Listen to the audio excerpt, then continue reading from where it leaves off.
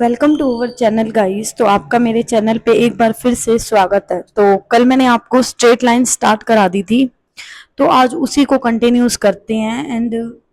तो आज straight line को ही कंटिन्यूस करते हैं और इसके एग्जांपल देखते हैं कि क्वेश्चंस हम किस टाइप से करेंगे। कल मैंने आपको कंसेप्ट पूरा क्लियर करा दिया था कि स्ट्रेट लाइन क्यों है, कैसे यूज करते हैं, क्या क्या फॉर्मूले हैं, ठीक है। और एक पॉइंट ना उसमें रह गया था कल आपका,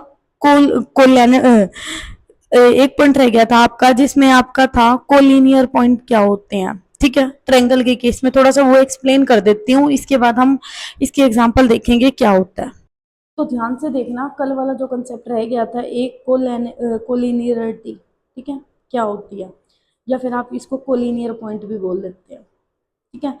इस लाइन का बेसिकली मतलब होता है जब भी हमारे या तो 2 पॉइंट हो या फिर 3 पॉइंट हो, कितने भी हो सकते हैं मैक्सिमम, एक ही लाइन पे लाई करें। कहने का क्या मतलब है, ऑल द पॉइंट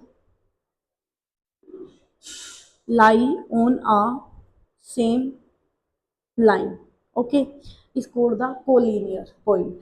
और ट्रायंगल के केस में कोलिनियर पॉइंट का क्या मतलब होता है, जब इसके एरिया जो मैंने कल आपको बताया था 1/2 x1 y2 माइनस में y3 plus x2 y3 minus y1 plus x3 y1 minus में y2, अगर ये एरिया ट्रायंगल के केस में अगर ये एरिया क्या हो जाए 0, तो हम कहेंगे वो ट्रायंगल के पॉइंट है वो क्या है, कोलिनियर पॉइंट, ठीक है। यहाँ तक ये कंसेप्ट क्लियर हो गया। जब 2 या 3 पॉइंट दे रखे हों उस केस में क्या कोलिनियर का मतलब होता है, और जो ट्रायंगल के केस में कोलिनियर का क्या मतलब होता है। होप सो आपको ये क्लियर हो गया होगा, ठीक है।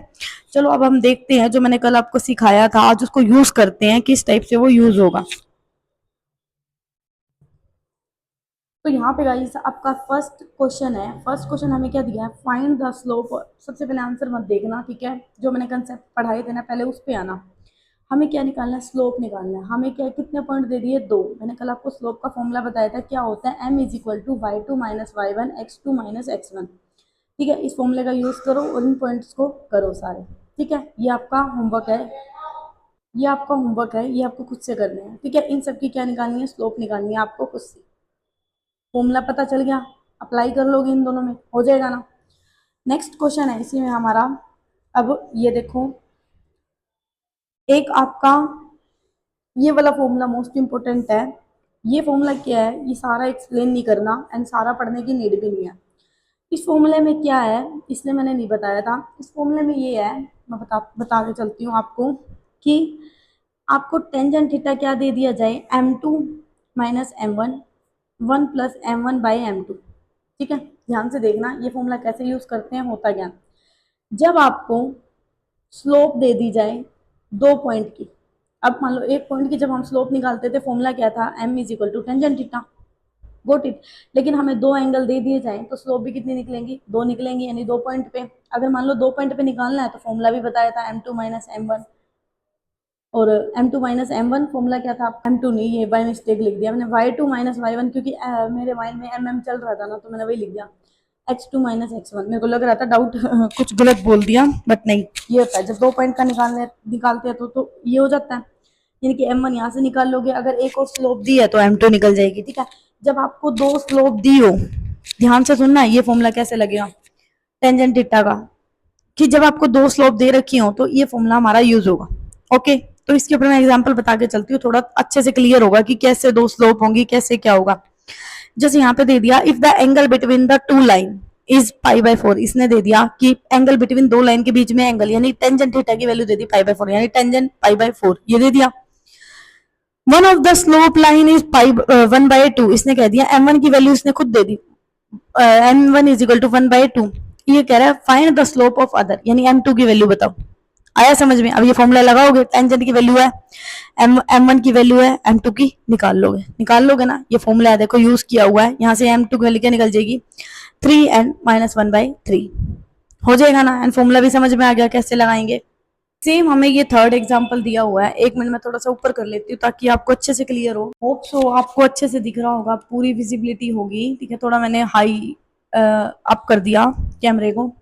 यहाँ पे देखो आपको दिया है line through the point -2 6 4 and 8 is perpendicular to the line 8, 12, x 24, find the value of x। सबसे पहले मैंने आपको कल परपेंडिकुलर की कंडीशन बताई थी कि जब हमारे दो पॉइंट पे लाइन दे रखी हो स्लोप, तो हमारे स्लोप में परपेंडिकुलर की कंडीशन क्या होती है।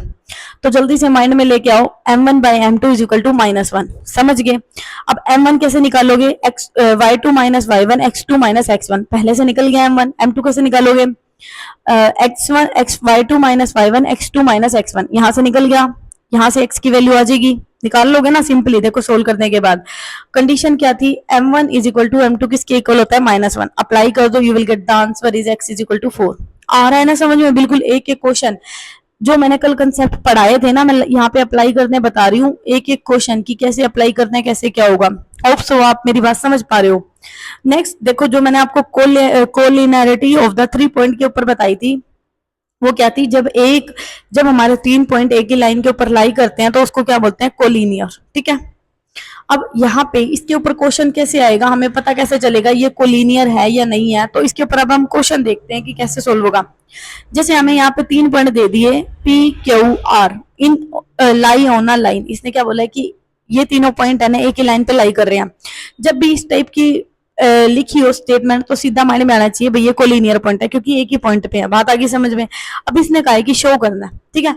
मेरे को तो शो करने वाले क्वेश्चन इतने इजी लगते हैं, क्योंकि ना हमें आंसर पहले ही पता होता है, ये सिर्फ हमें कंसेप्ट लगाना होता है, आंसर के ऊपर पहुंचना होता है। ठीक है। तो इनसे डरा मत करो शो करने वाले।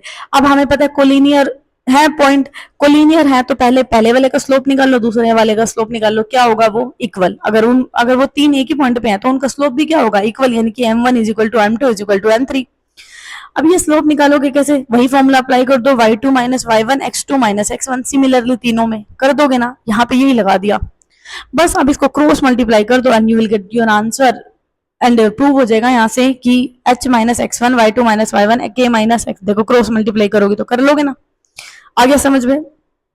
नेक्स्ट हमें दिया है इसी में कि आपको ना फिगर दे दिया। ठीक है। इस फिगर में 3 पॉइंट दे दिए और इसने बोला कि भाई हमें ना ये रिलेशन बताना है, how the distance depend upon the time. D हमारी डिस्टेंस है, टी हमारा टाइम है, मतलब इन दोनों के बीच में रिलेशन बताना है सिंपली। ठीक है। 3 पॉइंट दे दिए, स्लोप निकाल दो, दोनों की स्लोप इक्वल रख दो, यहाँ से रिलेशन आ जाएगा सिंपल। ठीक है। आ रहा है ना समझ में। सो अभी के लिए इतना ही, मिलते हैं कल। Thank you so much guys for watching my videos.